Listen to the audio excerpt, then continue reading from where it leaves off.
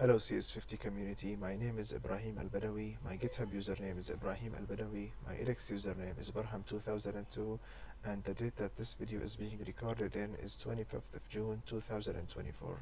Today I will be presenting my CS50 cybersecurity's final project. It's going to be about password spraying. I specifically picked up this topic because it relates to our course and because password spraying is one of the most widely used techniques that hackers use around the world to grant access to our accounts. In this presentation, we will be talking about four main ideas. We will start with the introduction, then we will jump to the attack, then we will see how to prevent such a threat, then we will end up with the conclusion. So, as I said, my name is Ibrahim Albadawi. I am a 22 years old student who is studying information engineering and majoring in software engineering. I am from Syria but currently living in Saudi Arabia. So, without any further ado, let's get started. Okay, so we will start with the introduction. As it says here that countless of corporates, companies and websites around the world have had encountered a cyber attack where the adversary or the hacker damages, steals or plants dangerous software in the victim's devices. Okay, so an example from the world.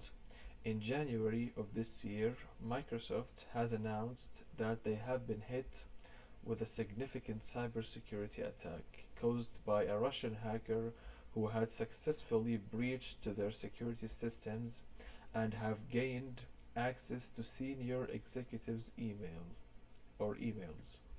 Okay, so this was a noteworthy incident that has raised considerable alarm, highlighting potential vulnerabilities within the network. Okay, so what technique or what technology did the hacker use? The hacker used a technology or a technique called a password spray attack that helped him to compromise a legacy non-production test tenant account and gave him the ability to gain a foothold, and then he used the account's permissions to access a very small percentage of Microsoft's corporate email accounts, including members of their senior leadership team and their employees in their cybersecurity.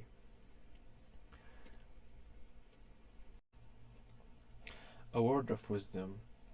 James Scott says that there is no silver bullet with cybersecurity.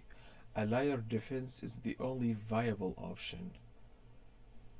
Okay, so what is a password spray attack?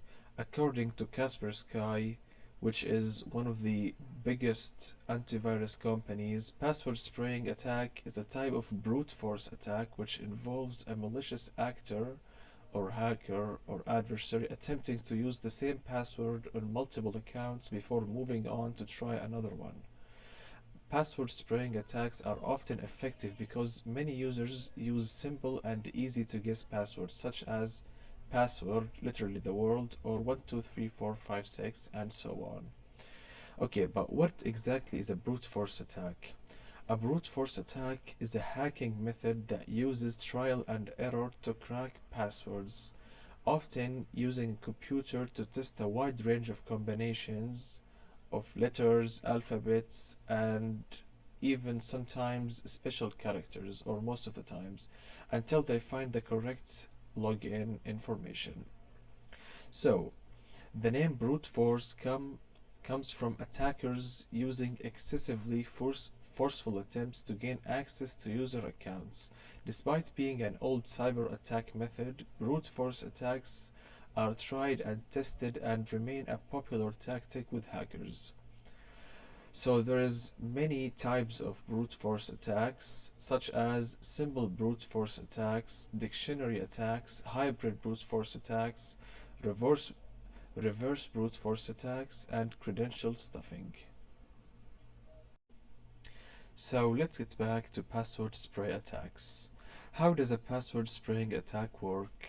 There are three steps to do the password spraying attack method. The first one is where the cyber criminals buy a list of usernames or create their own lists. So cyber criminals will often end up buying lists of usernames, which are lists that have been stolen from various organizations.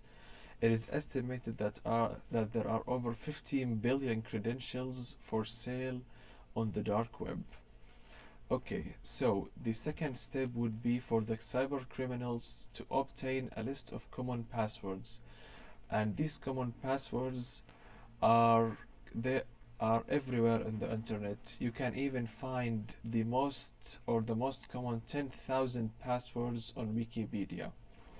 And lastly, the cyber criminals will try out different username password combinations, and this will work with by once the cyber criminal has a list of usernames and passwords, their aim is going to be to try them or try a combination of a username and a password until they find one combination that works. It says here that cybercriminals use one password for numerous or several usernames and then repeat the process with the next password on the list. And they do that to avoid falling foul of lockout policies or IP address blockers, which restrict login attempts. Okay, so a note worth mentioning, there is a big difference between password spraying and brute force attacks, where brute force attacks involve many passwords for each username, and password spraying involves many usernames to one password. So how do we prevent such a threat or such an attack? There are many ways that organizations can protect themselves from password spraying attacks, and some of them includes one, to implement a strong password policy, also to set up a login detection, and to use a non-standard username convention. Also, they can use the technique that adopts a zero trust approach, and one of the most common ones is to use biometrics. Also, to ensure a strong lockout policies, and lastly, to look out for patterns, to never use patterns. Okay, so let's see some percentages. It says here that 86% of all web app attacks use stolen credentials. 18% of the most common items for sale on the dark web are online accounts, emails, and passwords.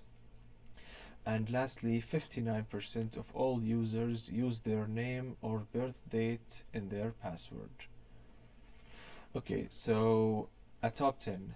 Here, as we can see, are the most common passwords around the world as of 2023. We can see here that number 1 goes for 1 through 6, which takes less than a second to crack, using code of course. And we can see here that the second one goes for the word admin, third one 1 through 8, and so on. Okay, so if you are using any of those passwords that you have just saw, I would highly recommend you to change it immediately. Okay, so lastly, with the conclusion, password spraying attacks exploit weak passwords and human errors, making them a significant cybersecurity threat. To counteract these attacks, organizations should enforce strong password policies, as we just saw, utilize multi-factor authentication, and provide regular security training for employees. Advanced threat detection and up-to-date cybersecurity protocols are also essential. Cybersecurity is a constantly evolving field, and staying informed about new threats is crucial. By fostering a culture of security and adopting proactive measures, we can better protect our sensitive information and digital environments. So remember, cybersecurity is everyone's responsibility. Through continuous education and adherence to best practices, we can create a more secure digital landscape capable of resisting cyber threats. Okay, so that was all. Thank you all for listening, and I will see you next time.